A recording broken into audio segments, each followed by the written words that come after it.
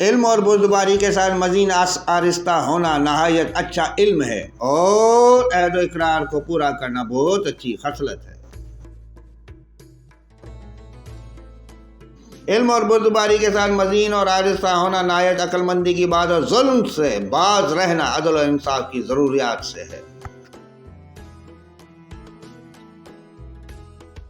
علم و سنجیدگی علم کی زینت ہے اور وفاداری اور عہد کو پورا کرنا شرافت کی زینت ہے۔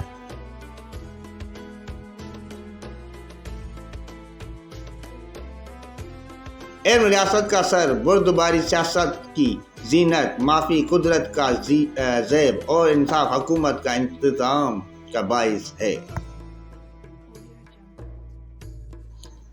آدمی کی حماقت دو باتوں سے معلوم ہوتی ہے: نعمت اور خوشحالی میں مغرور، سختی اور مصیبت میں حد سے زیادہ ذلیل ہو جاتا ہے۔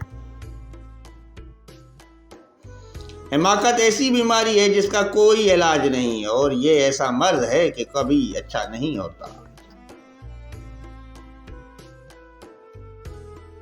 حماقت سے بڑھ کر کوئی محتاجگی نہیں اور بیوقوفی سے بڑھ کر کوئی باعث شرم نہیں۔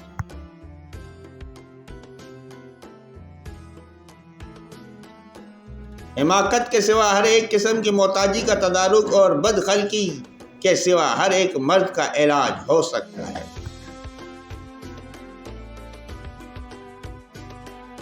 حماقت نہایت برا ساتھی ہے اور برائی نہایت برا دروازہ ہے۔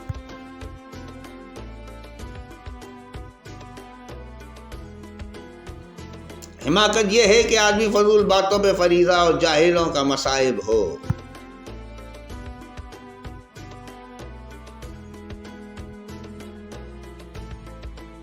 سب سے بڑھ کر تنگ دستی حماقت اور سب سے بڑی جلیل القدر چیز صداقت ہے۔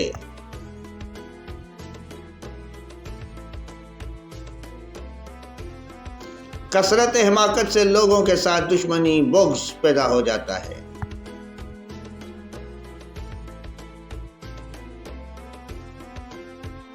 نہایت مطلون مزاج ہونا حماقت اور بیوقوفی کی علامت ہے اور مصیبت میں صبر کرنا خوبی طبیعت کا نشان ہے۔ اللہ سے حیا کرنی بہت سے گناہوں کو مٹا دیتی ہے۔ اللہ کی تقدیر پہ راضی ہونا بڑی بڑی مصیبتوں کو آسان کر دیتا ہے۔